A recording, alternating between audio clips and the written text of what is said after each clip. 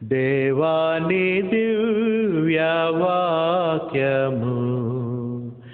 ఏవేగా మాకు దొరికెను.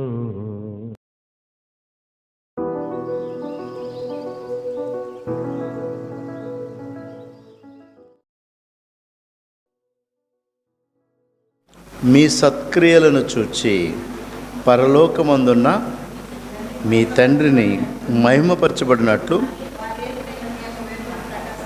మీ వెలుగు ప్రకాశింప 5:16 మత్తయి సువార్త 5వ అధ్యాయము 16వ వచనంలో స్వయాన్ని యేసుక్రీస్తే ఈ మాటను తెలియజేశాడని మీకు తెలియజేశాను. స్వయాన్ని క్రీస్తే తన శిష్యులకు ఆయన కొండ ఎక్కి మాట్లాడుతుండగా అక్కడ చేరినటువంటి జన సమూహానికి స్వయంగా యేసుక్రీస్తు నోట నుంచి వచ్చినటువంటి మాట ఇది. ఆయన చాలా విలువైనటువంటి ప్రసంగం ఇది.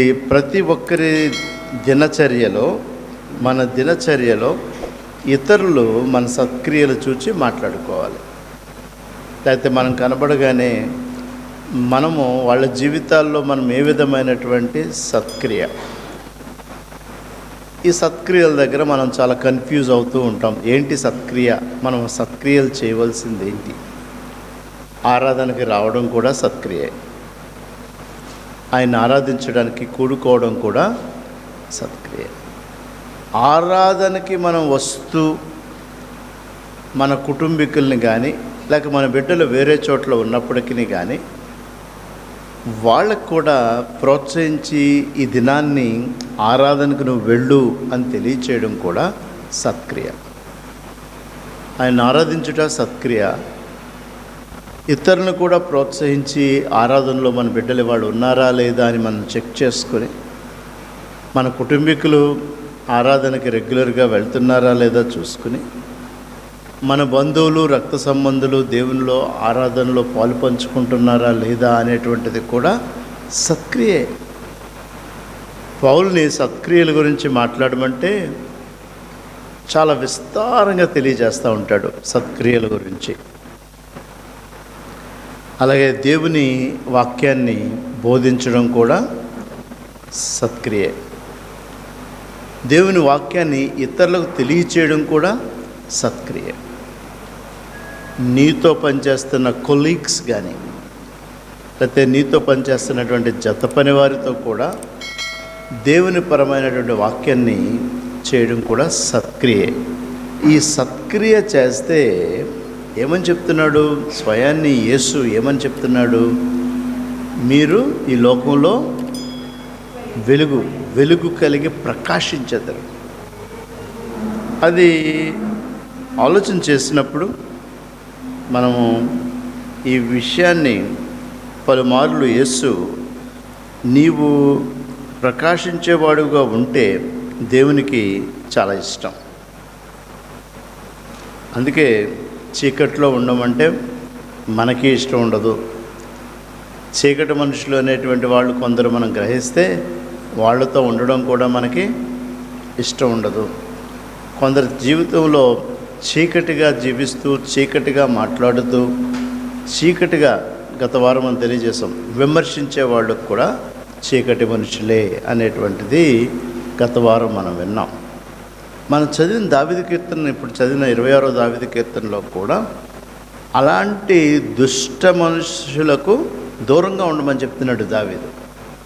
స్వయంగా దావీదు కీర్తనాకారుడు, దేవుని హృదయానుసారుడు ఏం చెప్తున్నాడంటే, దేవుని హృదయానుసారుడిగా పిలువబడేటువంటి దావీదుకు స్వయంగా తన నోటి నుంచి ఏం చెప్తున్నాడంటే, దుష్ట మనస్సు, దుష్ట మాటలు, దుష్ట క్రియలు, దుష్ట ఆలోచనలు ఉన్నాయి అని మనం గ్రహిస్తే మనల్ని ఏమంటున్నాడు? వాళ్ళకి దూరంగా ఉండమంటున్నాడు. దానివలన అవకాశం వచ్చినప్పుడు వారికి మనం వెలుగు జీవులుగా సత్యాన్ని బోధించడానికి దేవుడు మనకి అవకాశం ఇస్తూ ఉంటాడు.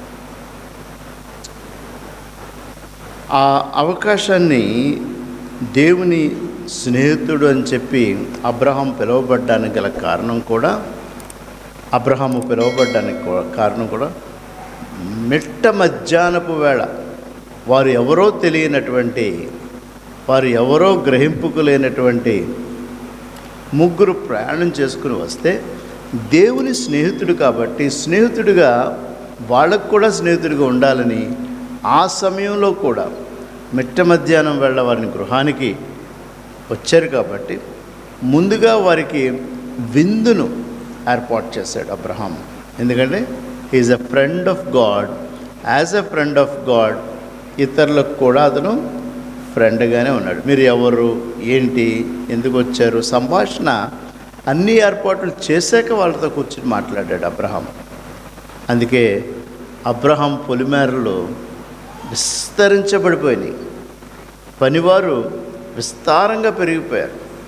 పశువులు విస్తారంగా పెరిగేటప్పటికి లోతుకున్నటువంటిది ఏదైతే అబ్రహాము ఇచ్చాడో, లోతు పనివారికి అబ్రహాం పనివారికి భేదాభిప్రాయాలు వచ్చినాయి. ఈ భేదాభిప్రాయాలు వచ్చినప్పుడు అబ్రహాము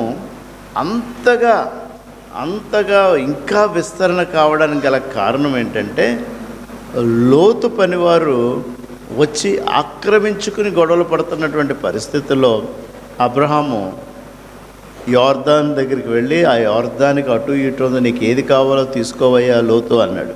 యోర్దాను నదికి అటు ఇటు అంటే ఆలోచించేయండి, పాలు తేనెలు ప్రవహించేటువంటి. పాలు తేనెలు ఎందుకు ప్రవహిస్తాయి?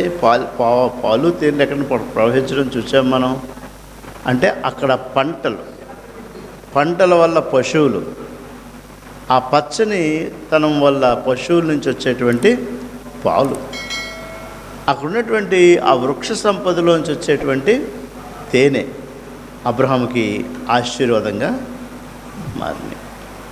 కాబట్టి ఎవరికి దూరంగా ఉండాలి, ఎవరికి స్నేహంగా ఉండాలి అనేటువంటి విషయంలో కూడా సరైనటువంటి నిర్ణయం తీసుకోవడం కూడా నీతి కార్యమే.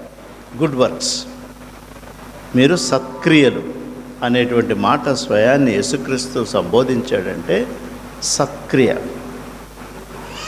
ఇవి మనం గమనించుకుని మన జీవితంలో మేము సత్యాన్ని బోధిస్తున్నాము అని మాట్లాడుతూ ఉంటారు ఎక్కువగా. సత్యాన్ని బోధిస్తారు కానీ సత్యాన్ని వెంబడించడంలో కొంత కొదువుగా ఉంటారు. దాన్ని కూడా మనం గమనించుకోవాలి. ఎలాంటి సంఘాలకు దూరంగా ఉండమన్నాడు 26వ అధ్యాయంలో? చూడండి, దుష్టుల సంఘము నాకు అసహ్యము, భక్తిహీనులతో సాంగత్యము చేయను,